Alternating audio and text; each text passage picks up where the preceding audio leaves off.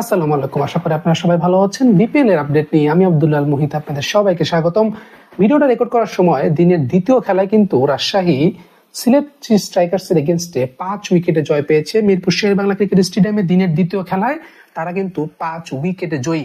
এই জয়ের মাধ্যমে রাজশাহী কিন্তু পয়েন্ট টেবিলে 3-এ উঠে এসেছে। তাদের পয়েন্ট 12 এবং প্লে অফে খেলার কিন্তু একটা সমীকরণ তারা কিন্তু দাঁড় করিয়ে ফেলেছে। যদিও তাদের গ্রুপ পর্বের এখনো কোনো ম্যাচ আর বাকি নেই, তাদেরকে এখন তাকিয়ে থাকতে হবে খুলনা টাইগার্স এবং ঢাকা ক্যাপিটালস এর উপরে।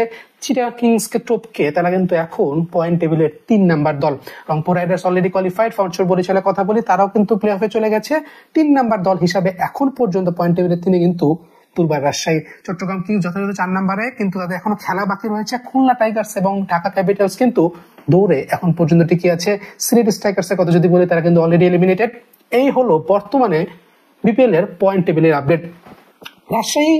দুর্বার রাজশাহীর ব্যাপারে কিছু কথা বলতে চাই। আসলে তারা বিপিএল এ কেমন পারফরমেন্স করছে, তাদের প্লেয়াররা কি ফর্মে আছে, এই সব নিয়ে অন্য কোনো ভিডিওতে তো আলোচনা করবো। বাট আজকের ভিডিওটা আমি একটু ভিন্ন একটা পয়েন্ট নিয়ে রাজশাহীর ব্যাপারে একটু কথা বলতে চাই।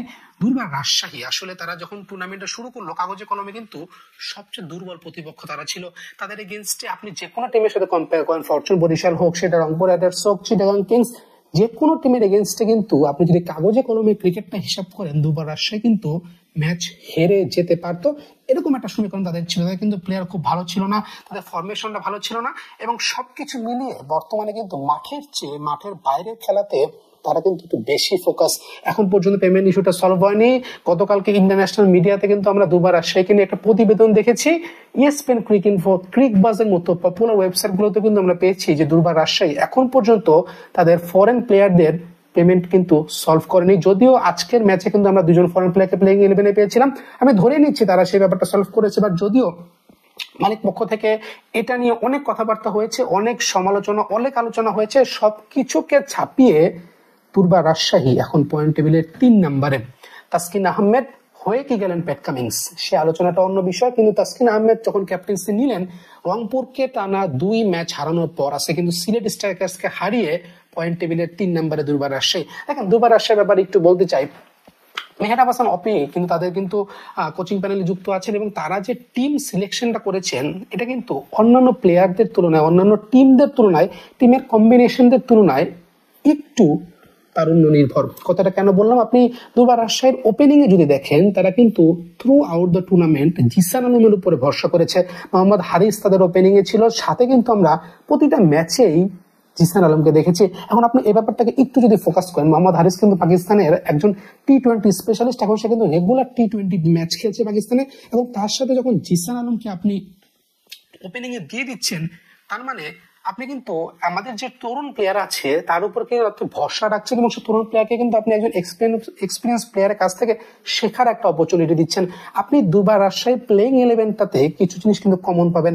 আপনি জিসান আলমের কথা বলেন, আপনি এনামুল হক বিজয়ের কথা বলেন, আপনি ইয়াসির আলী রাব্বির কথা বলেন, আপনি আকবর আলীর কথা বলেন।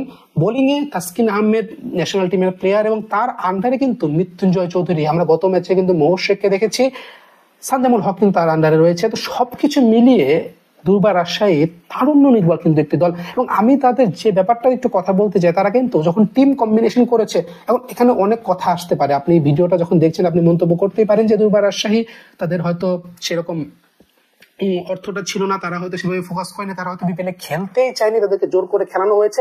বাট তারপরেও তারা যে দলটা তৈরি করেছে, সেই দলে কিন্তু আপনি তারুণ্য নির্ভরশীল একটা জিনিস খুঁজে পাবেন। আপনি অন্যান্য টিমের কথা যদি একটু চিন্তা করেন, আমি ফরচুন বরিশালের একটা উদাহরণ দিয়ে বলি। আপনার সেই টিমে আপনি দেখেন মোহাম্মদ নবী আছেন, তামিম ইকবাল রয়েছেন, মুশফিকুর রহিম রয়েছেন, মাহমুদুল্লাহ রিয়াদ রয়েছেন। বাট আপনি দুর্বল রাজশাহীর সাথে যদি একটু তুলনা করেন, আপনি জিসান আলমের কথা বলতেছেন, আন্ডার 19 প্লেয়ার, এনসিএল এ কিন্তু দুর্দান্ত পারফর্ম করেছে। আমি একটু বিস্তারিত আপনাদের সাথে আলোচনা করতে চাই। জিসান আলমের কথা যদি বলি, এনসিএল এ সে কিন্তু একটা দুর্দান্ত ফর্মে ছিল। আপনি যদি পারফরমেন্সের দিকে একটু লক্ষ্য করেন, জিসান আলম সে কিন্তু এনসিএল এ 7 ম্যাচে রান করেছিল 281। তার স্ট্রাইক রেটটা কিন্তু যথেষ্ট ভালো, 158.75। 4 মেরেছেন 17টা, 6 কিন্তু মেরেছেন 22টা।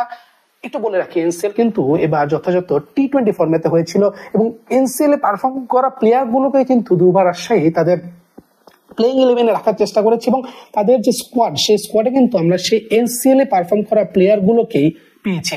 গত ম্যাচের কথা যদি একটু বলি, এখানে একটা কন্ট্রোভার্সি হয়েছে যে তারা ফরেন প্লেয়ারকে ঠিক মতো পে করেনি, ফরেন প্লেয়াররা তারা ম্যাচ বয়কট করেছে। আমরা কিন্তু লোকাল প্লেয়ারদের উপরে যে ইন্ডিপেন্ডেন্সিটা দুবার আসে দেখেছে, তারা কিন্তু লোকাল প্লেয়ার প্লেইং 11-এ তারা 11 জনের উপর ভরসা রেখে তারা কিন্তু মাঠে একটা প্লেইং 11 নামিয়েছে এবং তারা কিন্তু রংপুর রাইডার্স এগেইনস্ট ম্যাচটা জয়ী হয়েছে। আমি এনসিএল এর কথা যদি বলছিলাম, আমি এই পুরো ভিডিওতে বিপিএল এ তারা কি পারফর্ম করছে, তারা কি ফর্মে আছে, আমি সে ব্যাপারে বিস্তারিত আলোচনা করবো না। আমি এনসিএল এর ব্যাপারটিতে আলোচনা করতে চাই। জিসান আলমের পর আমি কথা বলতে চাই ইয়াসির আলী রাব্বির ব্যাপারে। ইয়াসির আলী রাব্বির, আপনি যদি এনসিএল পারফরমেন্সটি একটু দেখেন, 7 ম্যাচে 187 রান, স্ট্রাইক রেট 134.53, 4 মেরেছেন 14টা, 6 মেরেছেন 9টা, যথেষ্ট ভালো একটা স্ট্রাইক রেটে কিন্তু সে ব্যাট করেন। এরপর আমি যার কথা বলতে চাই, তিনি কিন্তু বাংলাদেশ ন্যাশনাল টিমের রাডারে আছেন, তিনি কিন্তু বাংলাদেশ এসপি টিমেও খেলছেন। অন অ্যান্ড অফ তার কিন্তু পারফরমেন্স আমরা পাচ্ছি। ঘরোয়া লিগে সে সবসময় রেগুলার পারফর্ম করে, যেহেতু ন্যাশনাল টিমে খুব একটা স্থায়ী ভাবে সে থাকতে পারেননি, বাট তারপরেও তিনি কিন্তু রাডারে রয়েছেন। আমি এনামুল হক বিজয়ের কথা বলছি। আপনি এনামুল হক বিজয়ের এনসিএল এর পারফরমেন্সটা একটু যদি লক্ষ্য করেন, সে কিন্তু 9 ম্যাচে 180 রান করেছেন, 4 মেরেছেন 22টা, 6 মেরেছেন 7টা, স্ট্রাইক রেটটাও কিন্তু যথেষ্ট ভালো, 134.32। এখন আপনি দেখেন, জিসান আলম একজন আন্ডার 19 প্লেয়ার, ইয়াসির আলী রাব্বির কিন্তু ন্যাশনাল টিমে খেলার এক্সপিরিয়েন্স রয়েছে। আপনি বিজয়ের কথা বলেন, সেও কিন্তু ন্যাশনাল টিমে খেলার এক্সপিরিয়েন্স রয়েছে। এরপর তারা যে কাজটা করেছে, তারা কিন্তু ক্যাপ্টেন্সিটা না দিলেও তারা কিন্তু কিপিং এ আকবর আলীকে রেখেছে। আপনি আকবর আলীর এনসিএল এর পারফরমেন্সটাকে একটু যদি লক্ষ্য করেন, আকবর আলী 9 ম্যাচে করেছে 208 রান, স্ট্রাইক রেটটা কিন্তু যথেষ্ট ভালো, 149.64, 4 মেরেছেন 12টা, 6 মেরেছেন 14টা। তার মানে আপনি কিন্তু আন্ডার 19 প্লেয়ারদের উপরে আপনি কিন্তু ইনভেস্ট করছেন, আপনি কিন্তু তাদেরকে সুযোগ দিচ্ছেন ফ্রন্ট লাইনে আসার জন্য। আপনি যদি বিপিএল এর কথা চিন্তা করেন, বাংলাদেশ প্রিমিয়ার লিগ, এর আগে কিন্তু তাদের ডিপিএল খেলতে হচ্ছে, তাদেরকে বিসিএল খেলতে হচ্ছে, তাদেরকে এনসিএল খেলতে হচ্ছে, কিন্তু আপনি যখন বিপিএল এ খেলছেন একটা প্লেইং 11-এ, তখন আপনার কিন্তু দেশি বিদেশি একটা কম্বিনেশন আপনি পাচ্ছেন। সেখানে আপনি ড্রেসিং রুমটা শেয়ার করতে পারছেন, আপনি এক্সপিরিয়েন্সটা শেয়ার করতে পারছেন। এই আকবর আলী কিন্তু আমাদের ভবিষ্যৎ, এই জিসান আলম কিন্তু আমাদের ভবিষ্যৎ। ইয়াসির আলীর কথা যদি বলি, সেও আমাদের ভবিষ্যৎ। বিজয়ের কথা যদি বলি, সেও কিন্তু আমাদের ভবিষ্যৎ। এখন আপনি বলতে পারেন যে আমি হয়তো কন্ট্রোভার্সি তৈরি করছি, বাট মাহমুদুল্লাহ রিয়াদ, মুশফিকুর রহিমের উপর কিন্তু আপনি বেশি দিন ভরসা করতে পারবেন না। আপনাকে তারুণ্যটা দেখতে হবে, আপনাকে একটা প্ল্যাটফর্ম তৈরি করতে হবে যেখানে কিন্তু আপনার তরুণ প্লেয়ার গুলো উঠে আসবে, এবং সেই তরুণ প্লেয়ার গুলো কিন্তু পারফরমেন্স করা মানেই আপনার পাইপলাইনটা সলিড থাকবে।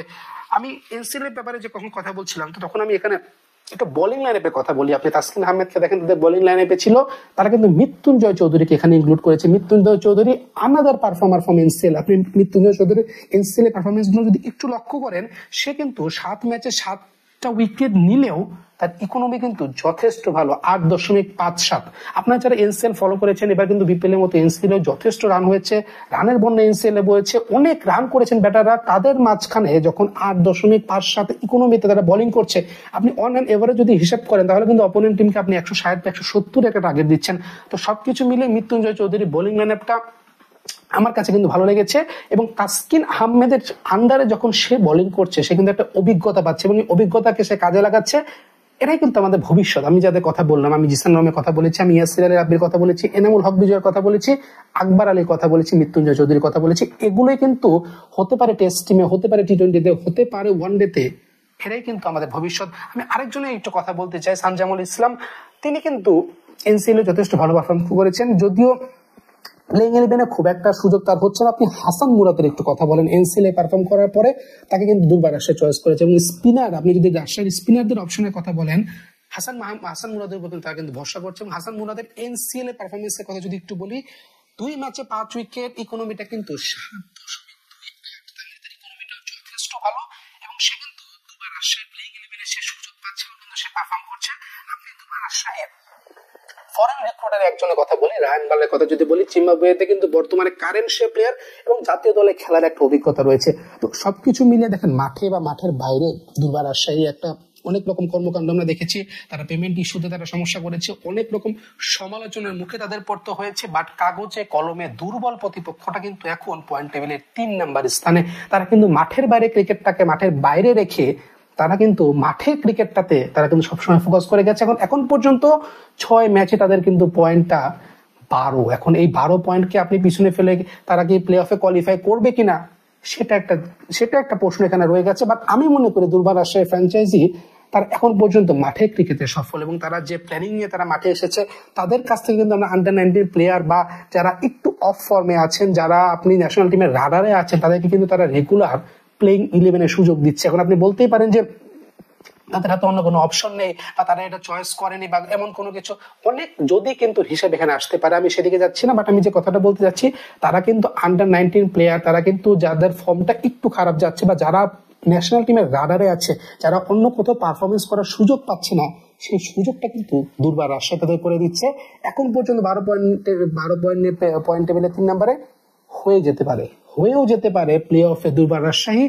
প্রতিপক্ষ কি হবে না হবে সেটা এখন বিচার বিবেচনা করা যাবে না, বাট আমি মনে করি এখন পর্যন্ত দুর্বার রাজশাহী মাঠের ক্রিকেটে 100 ভাগে সফল। দুর্বার রাজশাহীর পারফরমেন্স কেমন লাগছে অবশ্যই কিন্তু কমেন্ট বক্সে জানাবেন। ধন্যবাদ।